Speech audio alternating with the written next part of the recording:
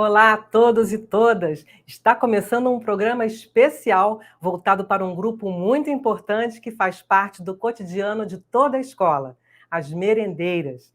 São quase 1.000 profissionais atuando nas cozinhas escolares e que fazem um trabalho fundamental, que é bem alimentar nossos estudantes, professores e demais profissionais da educação municipal carioca. O curso Merendeiras, Manipulação de Alimentos e Segurança nos Processos de Trabalho, está sendo realizado pela Coordenadoria de Desenvolvimento de Pessoas e pela Gerência de Formação e Desenvolvimento da Secretaria Municipal de Educação do Rio de Janeiro, dentro da política de capacitação integrada, com uma parceria da UNAD e da Conlurb.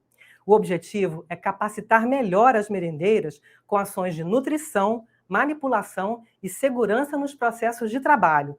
Porque de uma coisa vocês podem ter certeza: ser merendeira vai muito além do ato de fazer comida.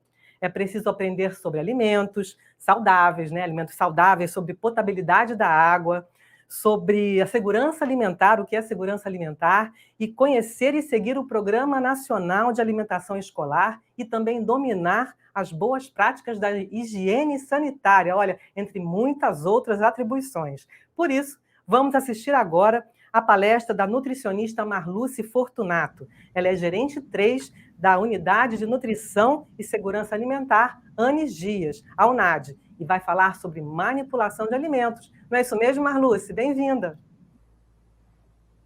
Obrigada, Patrícia.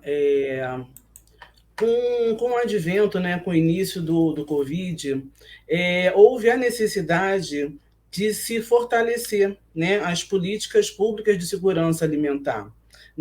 Por conta disso, que era muito importante a questão de estar orientando, de estar capacitando, as merendeiras quanto à questão da manipulação de alimentos. Nesse contexto, o PNAE, que é o Programa Nacional de Alimentação Escolar, ele visa promover, aos estudantes uma alimentação com maior segurança alimentar e nutricional, com uma alimentação com uma maior qualidade, com uma alimentação onde esse aluno não vai ficar fragilizado, não vai ficar suscetível à questão do Covid, e outras doenças também que podem ser transmitidas através dos alimentos,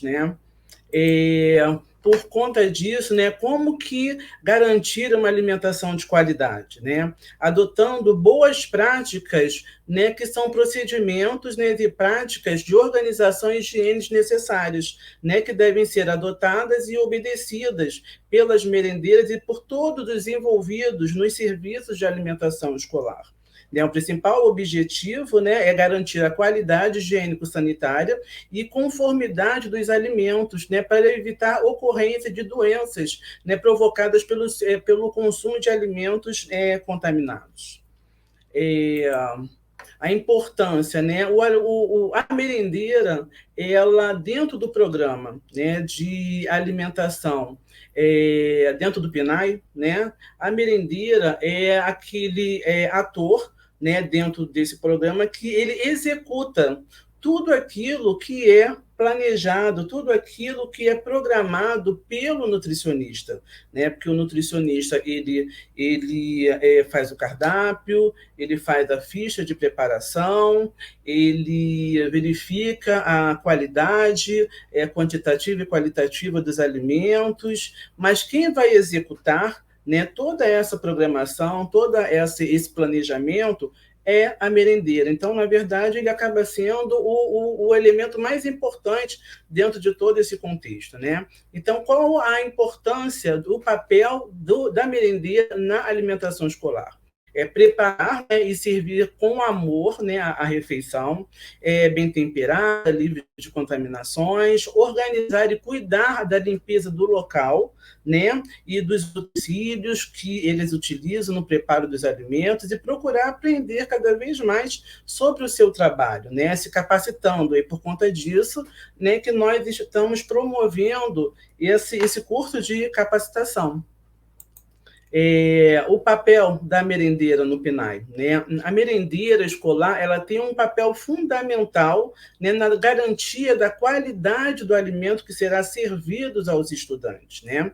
Ao preparar, ao servir, né, a alimentação na escola. Esse grande profissional, ele deve ajudar e orientar os estudantes também, né, dentro do ambiente dele, né? A merendeira, ela deve cuidar tanto da saúde, da higiene pessoal, da aparência, sempre em mente os seus deveres enquanto merendeira. A contaminação. Aí vamos direto, né, à questão da capacitação, que, na verdade, é evitar a contaminação dos alimentos. Né? O que seria contaminação? É qualquer elemento estranho que não faça parte do alimento, né? E ele ocorre através de agentes contaminantes, né? Que são de várias origens e dividem em 3 grandes grupos, né? Eles pode ser físico, pode ser químico e pode ser biológico. Né? O físico seria cabelo, pedra no feijão, pedaço, qualquer objeto estranho, né? Dentro do alimento. Né? Vamos supor, pedra no feijão. A pedra no feijão, ela é um contaminante. É por isso que o profissional merendeira, ela não pode ter acessórios, né? Porque, vamos supor, cai uma pedra de um brinco, aquilo ali é um contaminante físico. Um cabelo, por isso que ela tem que estar de touca, né? Um cabelo no alimento, isso é um contaminante físico. Né? Então, por conta disso, que existem determinados tipos de procedimento que ela tem que adotar para poder evitar esse tipo de situação. Químico, maquiagem, né? Por conta disso que a merendeira ela não pode estar dentro do seu ambiente de trabalho maquiada, perfume também não pode, inseticida, né? Não pode ter um inseticida, por isso que quando você armazena um alimento, você não pode ter produtos químicos junto do alimento, porque aquele produto químico ele pode estar contaminando o alimento. E produto de limpeza também não pode, né? E o biológico, que seriam os fungos, as bactérias, os vírus, né, os parasitas, né, que seriam os contaminantes biológicos dos alimentos. Né? E tipos de contaminação. A contaminação ela pode ser direta, né? Quando uma merendeira ela está fazendo está preparando a alimentação, a partir do momento que ela espirra em cima daquela preparação, ela tosse em cima daquela preparação, ela pode estar provocando ali uma contaminação direta àquele alimento em que ela está manipulando. E a contaminação indireta. A contaminação indireta pode ser através de vetores, né? Pode ser através de moscas, de ratos, de baratas, né? E esses seriam os contaminantes indiretos, porque eles podem ir no lixo, né? E pousar em cima do alimento. Então, dessa forma, se há a contaminação indireta daquele alimento. Contaminação cruzada, né? A contaminação cruzada ocorre quando os micro-organismos são transferidos de um alimento ou superfície para outro alimento por meio de utensílios, equipamentos ou do próprio manipulador. Exemplo, cortar com a mesma faca alimentos, carne e verdura. Você não pode fazer isso. Porque se a carne ela estiver contaminada, você vai contaminar ali a verdura. Entendeu? Então, você não pode fazer isso. Se você usa uma tábua para carne, você automaticamente, se você quiser utilizar aquela mesma tábua para poder cortar o vegetal, você tem que higienizar tanto a tábua quanto a faca para poder depois estar utilizando aquela mesma tábua para um outro alimento, para poder não haver aí a contaminação cruzada.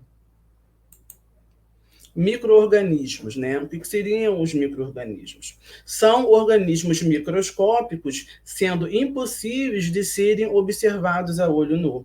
Ou seja, só podem ser visualizados através de equipamentos chamados microscópios. Onde nós encontramos os micro-organismos? Os micro-organismos, eles estão presentes em todos os lugares, né? No corpo humano, até no intestino, na boca, no nariz, na mão, na unha, na pele, né? E nas secreções humanas, né? Como as fezes, a urina, a saliva. Elas podem ser encontrados na água, no solo, no ar, nos ratos, nos insetos, né, que são os vetores, dos animais, e entre outros lugares, né, tais como a produção de alimento, né, vacina, remédios e aparelhos eletrônicos. Todos os micro-organismos eles causam doença? Não, nem todos os micro-organismos eles causam doença. Né? Existem os micro-organismos úteis, né? Que são utilizados na produção de alimentos, como, por exemplo, os queijos, os iogurtes, né? Os leites fermentados. Micro-organismos deteriorantes são aqueles que deterioram, mas nesse caso aqui, né, esses aqui eles já vão provocar a doença, tá? Quando eu falo em micro-organismos que não causam a doença, são, no caso, os micro-organismos úteis, tá? Os micro-organismos deteriorantes são aqueles que deterioram o alimento, né, mudando o aspecto do alimento, do cheiro, do sabor, né, que impede o consumo desse alimento. E os micro-organismos patogênicos, que são aqueles que causam doença ao alterar o aspecto, o cheiro, o sabor do alimento. Uma observação, né? Por meio do contato direto ou indireto das merendeiras e por condições inadequadas de temperatura, instalações, utensílios e equipamentos, é possível transmitir micro-organismos para o alimento, contaminando e causando doenças para a pessoa que ingere esse alimento, que no caso aqui seriam os estudantes. Doenças que são transmitidas pelo alimento, né? Que são as DTAS. São doenças provocadas pelo consumo de alimento que ocorrem quando micro-organismos prejudiciais à saúde, parasitas ou substâncias tóxicas estão presentes no alimento. Quais são os sintomas, né, dos DTAS? Os sintomas mais frequentes são diarreia, dores no estômago, vômito, dor na cabeça, febre, alteração da visão, olhos inchados, dores abdominais, né? Para adultos sadios, a maioria dura em torno de dias, poucos dias, né? Não deixando sequelas. Mas quando crianças graves e idosos, as DTAF, elas podem provocar os maiores agravos, tá? Procedimentos operacionais padrão. É uma descrição detalhada de todas as operações necessárias para a realização de uma tarefa, ou seja, um roteiro padronizado para realizar uma atividade. Quando nós falamos em contaminação de alimentos, né, para poder se evitar a contaminação do alimento, todo profissional, na sua atividade, na sua operação, ele obedece a procedimentos operacionais padrões, né? Esses procedimentos, eles têm uma sequência, né? E ele tem elementos que fazem com que esse profissional, seguindo aquele padrão, ele evite que determinada situação atípica aconteça. E isso não é diferente na merendeira, né? A merendeira, ela, para poder executar o teu trabalho, né, ela tem que obedecer a determinados procedimentos operacionais padrão. E é o que a gente vai colocar aqui agora. Né, o procedimento operacional padrão 1, porque nós colocamos aqui na apresentação somente aqueles procedimentos que são pertinentes à merendeira, tá? Então, o procedimento operacional 1, né, que seria a higienização das instalações, equipamentos, móveis e utensílios. Né? Qual seria o objetivo desse procedimento operacional 1? Definir critérios de higienização de equipamentos, móveis, utensílios nas unidades de alimentação e nutrição escolares. Diminuir a contaminação dos alimentos, tendo como possíveis contaminantes as sujidades, né? Onde aplicar? Nos fornos, fogões, bancadas, geladeiras, freezers, panelas, potes, colheres, garfos, facas, peneiras, utensílios em geral, edificações e instalações, materiais necessários, esponjas, detergente, água, pano limpo, álcool a 70 e solução clorada. Que é importante dentro dessa questão do POP 1. Lavar o fogão todos os dias com água e sabão, evitar abrir a geladeira com frequência, batedeiras e liquidificadores devem ser sempre desmontados para poder haver a higienização, né? Atentar ao uso racional da água, anotar os dias em que se fez cada limpeza, para ter um controle da frequência, né? E registrar, né, esses dias que foi feita a higienização. A higienização de instalações, equipamentos de móveis e utensílios. Solução clorada, né? Como que é feita a solução clorada? A solução clorada, ela é água e cloro, diluição de solução clorada de 200 a 250 partículas por...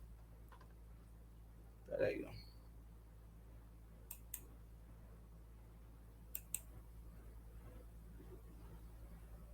Diluição da solução clorada de 200 a 250 ppm. 10 ml, no caso, seriam 1 colher de sopa rasa de água sanitária para o uso geral em 1 litro de água. O tempo de contato da solução clorada com a superfície deve ser de aproximadamente 15 minutos. Observações. O manipulador de alimentos, ele não deve realizar a limpeza das áreas externas à cozinha para evitar contaminações. Os produtos de limpeza deverão ficar em locais apropriados e longe dos gêneros alimentícios. Cuidados com a água, né? A água ele também é um alimento e ele é um veículo de contaminação. Tanto que os reservatórios de água, eles devem ser limpos, né, de 6 em 6 meses, né, e ele tem que ter o laudo. Toda vez que você lava, você vai fazer a higienização dos reservatórios de água, você tem que solicitar à empresa o laudo de potabilidade da água, porque com o laudo de potabilidade da água, nós vamos ter a garantia de que aquela água ela está potável, ela está em condições de consumo, e essa água ela não vai ser um veículo de contaminação dos alimentos que irão preparados com essa água, evitando desta forma os agravos provenientes desse cuidado, né, desse não cuidado com a água. E uma outra coisa também muito importante é com relação à esponja, né, que nós utilizamos, né, que é utilizado para poder lavar a louça. Né, uma vez que a esponja ela acaba sendo um veículo também de contaminação, né? A pergunta pode parecer banal, mas é um detalhe que pode acabar deixando alguém doente sem você perceber, né? A cozinha é extremamente propícia a todo tipo de contaminação por bactéria, né? Por fungos, parasitas, vírus, mas a gente tende a dar pouca importância para a limpeza mais minuciosa no dia a dia. Se o fogão, a pia, as bancadas estão sem sujeira, a louça está lavada, está tudo bem. Tá certo? Não. Né? A esponja é um esconderijo perfeito para os micro-organismos. Por eles utilizam os nutrientes, porque eles utilizam, né? Na verdade, os nutrientes que estão presentes nos restos dos alimentos que estão na esponja. Por isso, essa esponja, ela só pode ser utilizada durante, ela tem que ter uma higienização adequada, tá? Após o uso, e o tempo limite para poder utilizar a esponja é de 1 semana, tá? Como que pode se dar, fazer essa higienização? Lave a esponja, embrulhe em papel toalha e leve-a no micro-ondas por 1 a 2 minutos.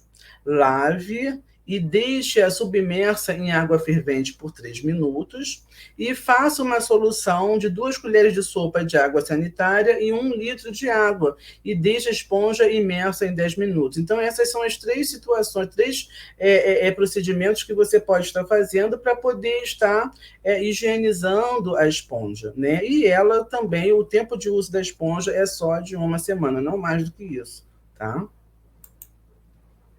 Uma coisa extremamente, parece também que é uma questão banal, né, da gente falar em relação à higiene pessoal, mas isso é uma coisa importante que deve ser colocada para o profissional que é um manipulador de alimento, a questão da higiene pessoal. Nós não podemos estar fugindo, né, e nem deixando de colocar a questão da higiene pessoal, né? Ele é importante, né, manter hábitos sadios com o próprio corpo, né, para preservar não só a sua saúde, mas também a saúde de outras pessoas, né, uma vez que o profissional ele é um manipulador de alimentos. Cuidados básicos com a higiene pessoal. Tomar banho todo dia, manter as unhas limpas, curtas e sem esmalte, escovar os dentes no mínimo 3 vezes ao dia e sempre após as refeições. Usar desodorante sem perfume, não utilizar maquiagem em ambiente de trabalho, manter roupas e uniformes limpos, usar sempre sapatos fechados e limpos, não usar anéis, alianças, não usar acessórios em geral, tá? Porque ele pode ser um veículo também de contaminação. A higienização da mão, isso tanto com preparações alcoólicas, quanto com o sabonete, é extremamente importante, né? Sendo que esses dois procedimentos, eles sempre têm que estar afixados, né, no local, dentro da cozinha, onde esse local ele é reservado à higienização das mãos do profissional, tá? Atenção, né? As luvas. A luva de borracha, ela tende a como é que eu vou dizer? A luva, ela tende aparentar para as pessoas que existe ali uma proteção. E, na verdade, na maioria das vezes, não é. Porque a luva, ela, muitas das vezes, ela impede a higienização das mãos do profissional, né? Com as luvas, você pode coçar a cabeça, com a luva, você pode coçar o corpo, e com a luva, você pode estar contaminando o alimento. Então, o ideal é que esse profissional ele não use luva, né? Para quê? Para poder proporcionar a esse profissional a estar sempre higienizando as mãos dentro do seu ambiente de trabalho. O manipulador, ele não deve utilizar luva. Ele não pode utilizar luva, né, no preparo do alimento no dia a dia dele, porque ele dá uma falsa impressão, né, de que existe uma higiene, e na verdade não é. A luva ela não proporciona isso. Então, o ideal para o profissional é ele não utilizar a luva, e sim manter as mãos sempre higienizadas durante o período em que ele está executando o seu trabalho. POP 4, né? Procedimento Operacional Padrão 4, que é a higiene e saúde dos manipuladores. O objetivo é descrever os procedimentos relacionados à saúde dos manipuladores de alimento, envolvidos nas etapas de manipulação direta e indireta. Prevenir doenças por esforços, né? Por esforço, distúrbios osteomusculares, e evitar acidentes de trabalho. material necessário, uniformes, equipamentos ergonômicos e materiais de primeiros socorros. O material de apoio, no caso aqui são os cartazes, o cartaz é fixado com procedimento de lavagem de mão, cartazes com medidas preventivas de acidente de trabalho, o POP ilustrado, né, de higiene e saúde dos manipuladores, né, e como realizar. Seguir os cuidados básicos de higiene pessoal mencionados, sempre utilizar o uniforme e o conjunto de EPI completo, né? A questão do EPI, ela ficou muito evidente, muito necessária com a vinda, né? Com o aparecimento da pandemia por Covid, né? Usar o uniforme somente nas dependências da cozinha, né, e depósito. Com o uniforme, o profissional ele não pode sair com o uniforme em que ele trabalha dentro na cozinha para a rua, porque a partir do momento que ele vai de uniforme para a rua, ele volta com esse uniforme contaminado, né? E esse uniforme ele pode virar um veículo contaminante para o alimento que ele está manipulando, né?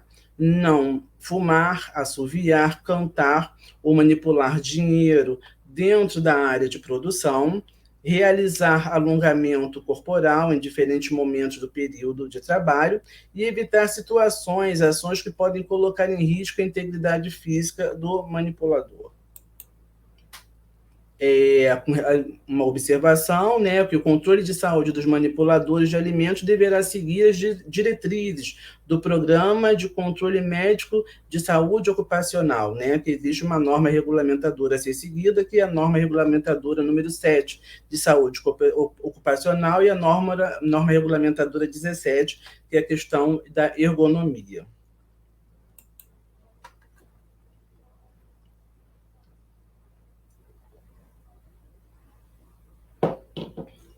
A questão dos visitantes.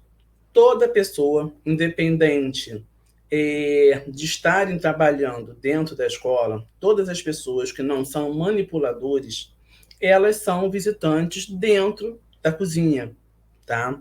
Diretores, funcionários e outros que necessitem entrar nas dependências das cozinhas, dos estabelecimentos de ensino, são considerados visitantes e devem utilizar touca, máscara para evitar possíveis contaminações.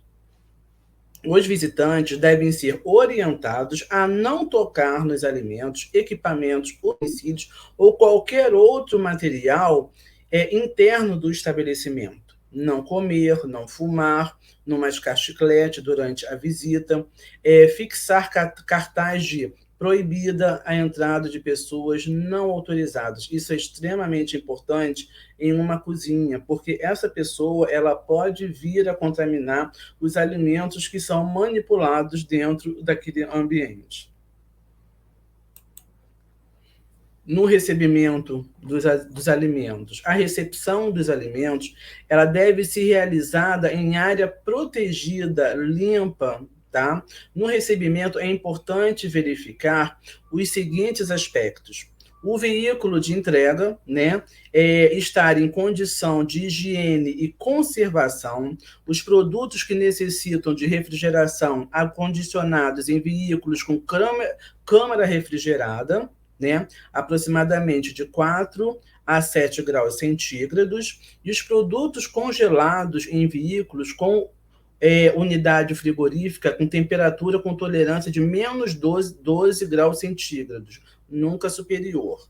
Né? Então, vamos supor, a carne, por exemplo. A carne, quando ela chega numa escola, ela tem que estar congelada, ela não pode estar resfriada, ela não pode estar mais ou menos gelada. Se, né, no recebimento de um produto carne, se ele não estiver congelado, a merendeira, na verdade, ou a pessoa responsável por estar recebendo aquela carne, ela tem que devolver, porque aquela carne, ela, por não estar dentro da temperatura adequada de recebimento, ela pode vir contaminada e vir a contaminar os outros alimentos que estão dentro daquele ambiente e provocar doenças, né, nos estudantes.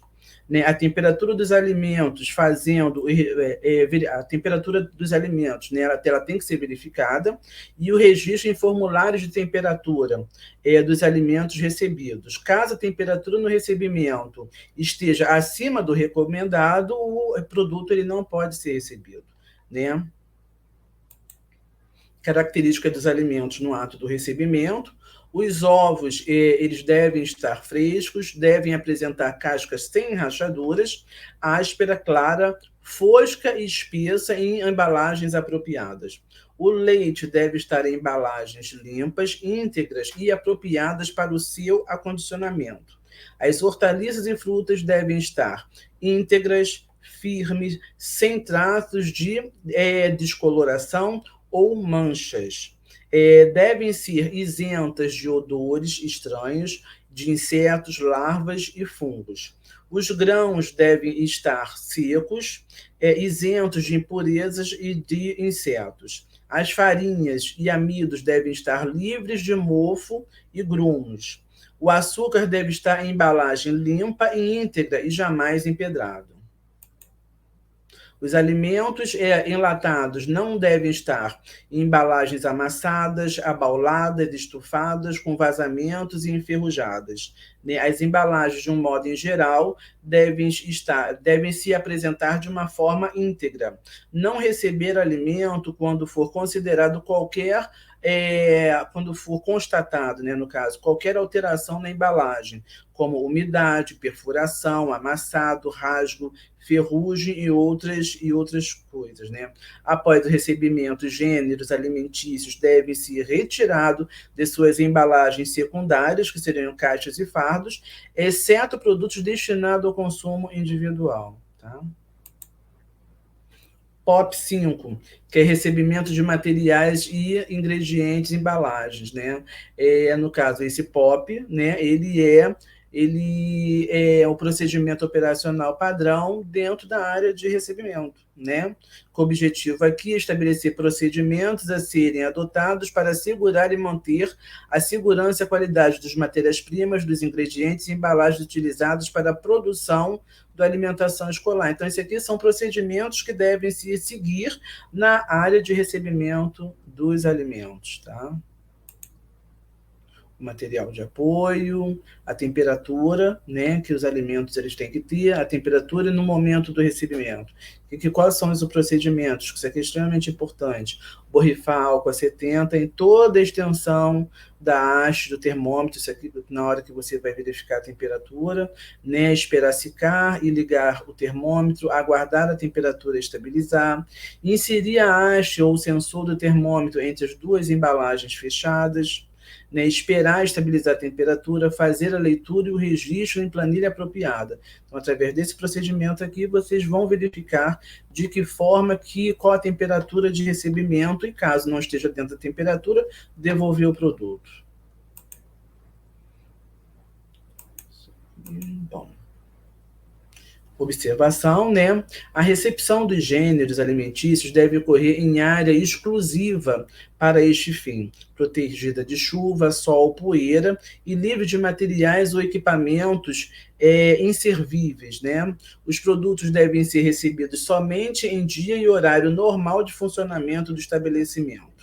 Exceções podem ocorrer desde que em comum acordo entre o transportador, entre o fornecedor, no caso, o distribuidor, e a direção do estabelecimento. Após o recebimento, os produtos devem ser devidamente armazenados e registrados no sistema, né, merenda. O fornecedor deverá entregar o produto na temperatura específica discriminada, né, na embalagem, e no momento do recebimento e do armazenamento, as embalagens dos produtos não devem ser rompidos para fazer a aferição da temperatura.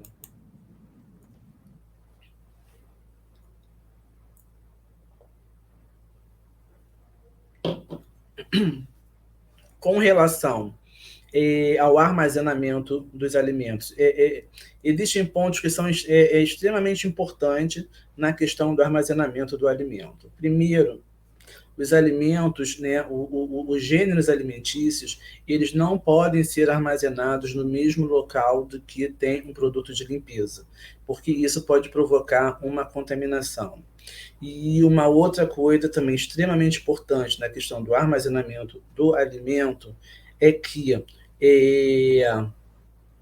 o, o, o alimento, o mais antigo, ele tem que ser utilizado primeiro do que o novo. Isso é um cuidado que tem que ter com relação à data de validade do gênero e que você recebe.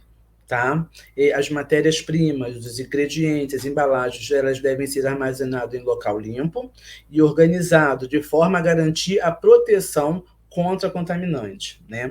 Devem estar adequadamente acondicionados e identificados, sendo que sua utilização deve respeitar o prazo de validade.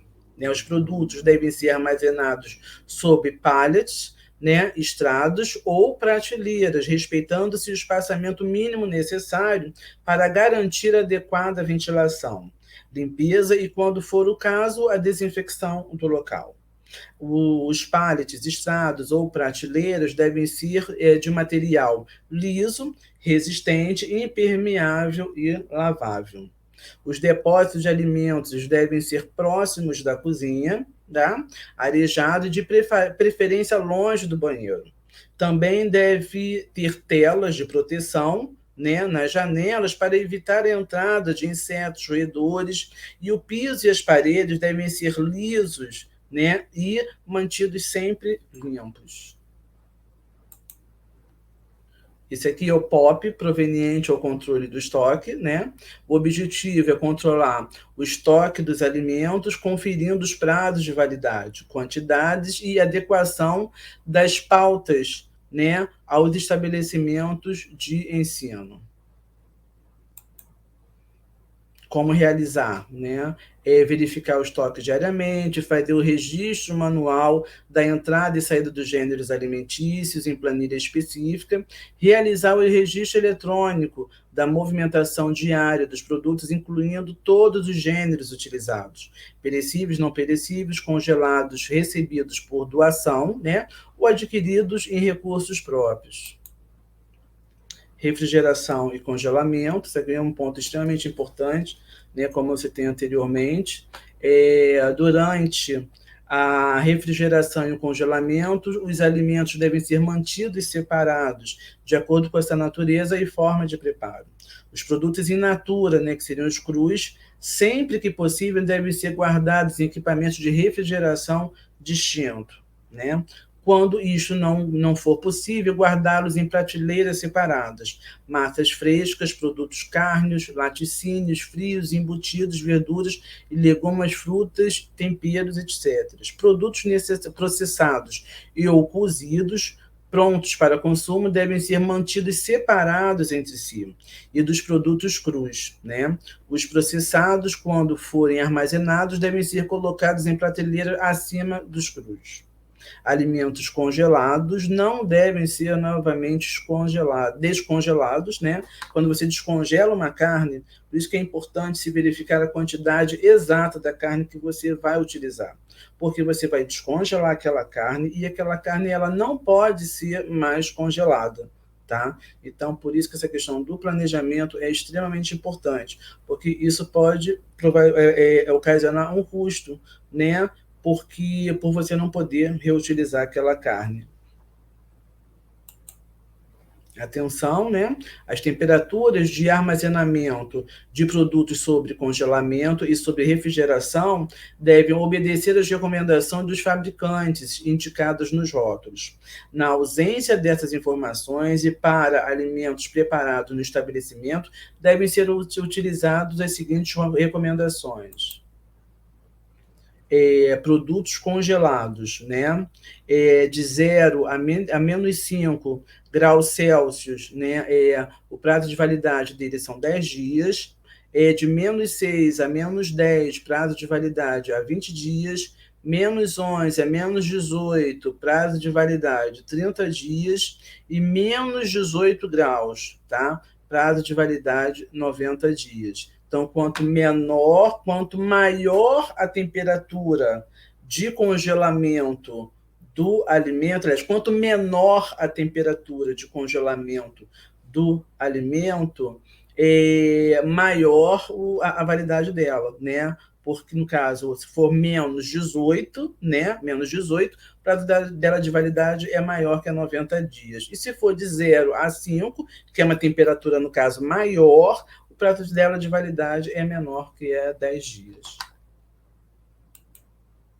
Aqui é um quadro, né, onde tem todos os produtos alimentícios e as temperaturas, né, de conservação dos alimentos e o prazo de validade delas de acordo com a temperatura em que ela tem que ser conservada. Isso também é extremamente importante, que estejam afixadas, né, dentro de uma cozinha para poder estar seguindo, né?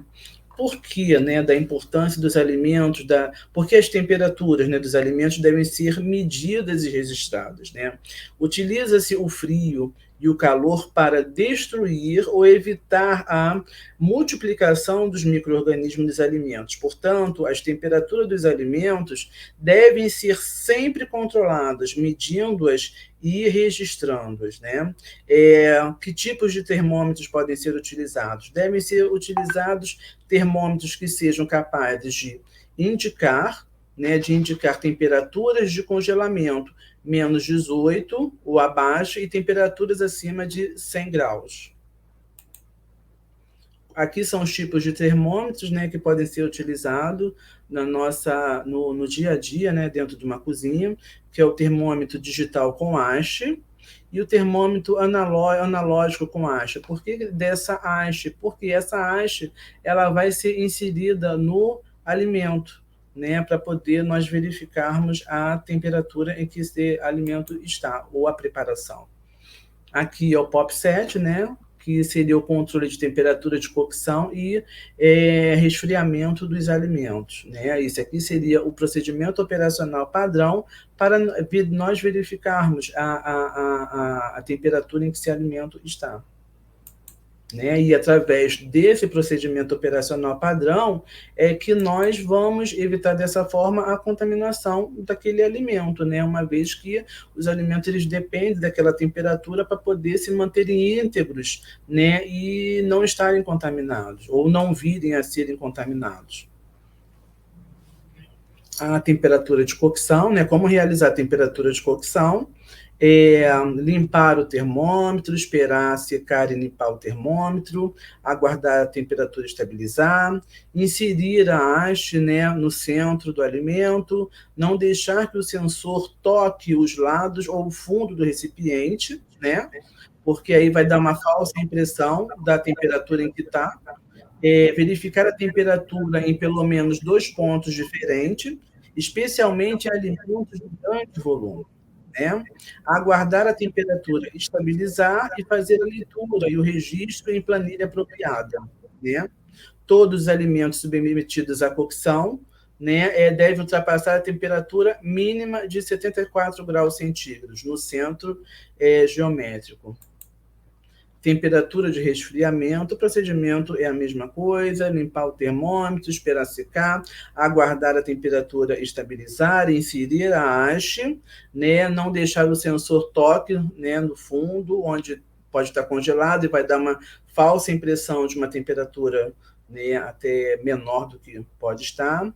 Esperar a temperatura estabilizar e todos os alimentos submetidos, né, à cocção e posteriormente resfriados em equipamentos de refrigeração devem ter temperaturas controladas de 60 graus para 10 graus centígrados em 2 horas. Higiene dos alimentos, né? Quais são os cuidados necessários para a higiene, necessários para não contaminar os alimentos? Né? Não tocar os alimentos com as mãos sujas ou com ferimento, né, expostos. Lavar as mãos ao manipular alimentos e ao trocar de atividade. Por isso que a questão da luva, né, porque a luva ela dá uma falsa impressão de higiene, né? E o manipulador, quando ele não está com a luva, ele vai se atentar mais à questão de estar higienizando as mãos, né? Higienizar adequadamente as verduras, legumes, frutas, utilizando solução clorada, né? Que nós já demos a receita lá atrás, né, como que faz, e deixar de molho por 15 minutos. Após enxaguar em água corrente, este procedimento visa eliminar possíveis micro-organismos ou larvas de insetos presentes. Conservar os alimentos sempre cobertos para protegê-los da ação de insetos, cozinhar muito bem os alimentos, a temperatura adequada de 74 graus centígrados no centro do alimento, pois mata, né, ela evita o crescimento de micro-organismo. Nunca provar o alimento utilizando o dedo, ou mesmo o utensílio que está sendo usado na preparação do alimento, ou seja, utilizar sempre um utensílio limpo para provar o alimento. Né, pegar a colher que você está preparando o alimento, que você colocar a boca, isso não pode. Você tem que pegar um pratinho, aquela colher, né, você pega o alimento, coloca no pratinho, aí você pega um outro utensílio, né, uma outra colher, e ali você vai experimentar o alimento, né, para poder ver como que tá, se o paladar está adequado, se está salgado demais, se está sem sal, né, e ali você vai tentar corrigir a preparação para poder torná-la com um sabor mais palatável, né, um sabor melhor. Evitar, quando possível, tocar nos alimentos, sempre usar sempre o tecido limpo. Não falar, cantar, tossir, né? Não falar, tocar, tossir ou espirrar em cima dos alimentos. Os alimentos que tenham caído no chão devem ser sempre jogados fora. Não usar nenhum alimento estragado ou vencido. Alimentos preparados não devem ficar em temperatura ambiente, devendo ser servidos imediatamente após o preparo, para evitar a multiplicação de micro-organismos. Não varrer o chão, né? Não varrer o chão, somente com vassoura, e sim utilizar pano úmido. Dentro de cozinha não se usa vassoura, né? Por quê? Porque a partir do momento em que você utiliza a vassoura, você vai levantar, né, as sujidades que estão no chão, e dessa forma você vai contaminar a bancada, você vai contaminar utensílios, e você vai contaminar o alimento, ou até mesmo a preparação que a merendeira está fazendo, né? Então, dentro de cozinha não se usa vassoura, se usa pano úmido para poder estar higienizando o chão. Tá? E aqui, né, no caso, o POP 8, que é o POP de higienização, né, dos legumes, verduras, né? Como realizar? Selecionar as verduras, legumes e frutas, retirando as folhas, partes e unidades deterioradas, lavar em água corrente, né, colocar de molho por 15 minutos em solução clorada e depois enxaguar em água corrente. Preparação dos alimentos, né? O pré-preparo, na verdade, aqui é a questão do pré-preparo dos alimentos, né? Observar as características do produto e se as embalagens estão adequadas. Utilizar utensílios adequados na manipulação, exemplos, tábuas e colheres de polietileno, né, polipropileno ou altileno. Não utilizar tábuas ou colheres de madeira, porque as tábuas ou colheres de madeira, com o tempo, aquilo pode soltar lascas, né? E isso é o quê? Isso é uma contaminação do alimento, né? Aquela contaminação física do alimento, que pode fazer com que o aluno, ao se alimentar, encontrar, né, parte daquela tábua e parte daquela colher de madeira dentro da preparação, ou então até mesmo consumir e provocar algum dano no aluno, né? Manter o ambiente limpo e seco durante a manipulação, lavar em água corrente as embalagens impermeáveis, né, latas, antes de abri-la, procurar abrir somente as embalagens dos produtos que serão utilizados para o preparo das refeições daquele horário, né? Evitando assim que hajam sobras, né? Manter os alimentos que são utilizados para a preparação ou já prontos em recipientes cobertos com tampas, filmes plásticos ou papéis impermeáveis. Seguir as recomendações a seguir para a higiene dos alimentos. Alimentos não perecíveis, como arroz, feijão, macarrão, leite enlatados e outros. Aplique álcool 70, né, na embalagem, né, ou solução clorada na embalagem do produto e deixar secar naturalmente. Alimentos perecíveis. Para os casos que as embalagens não sejam lacradas, substituir a embalagem, ou seja, retirar o alimento da embalagem que comprou e colocar em outro recipiente limpo. Para a embalagem lacrada, como de produtos a vácuo, iogurtes, outros, lave a embalagem com água e solução detergente. Depois aplique o álcool 70 ou a solução clorada. Deixe secar naturalmente. Higienizar os ovos em água corrente, né, somente no momento em que serão utilizados. Não é recomendado o uso de produtos como hipoclorito de sódio e detergentes líquidos, tá? Alimentos in natura, né?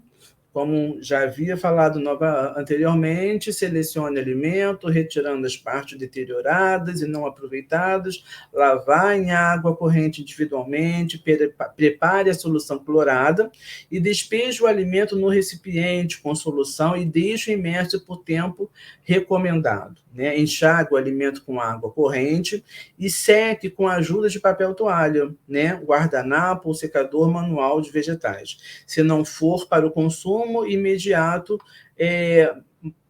mantenha o alimento dentro da geladeira, em recipiente tampado, para aumentar o tempo de conservação. Bom, gente, obrigada, né? E aqui está o meu contato para qualquer dúvida. Muito obrigada, então, Marluce, pela sua palestra. Obrigada também a vocês, merendeiras, que nos acompanharam até aqui. A gente espera que esse curso tenha dado um tempero especial ao seu trabalho. Até a próxima. Tchau.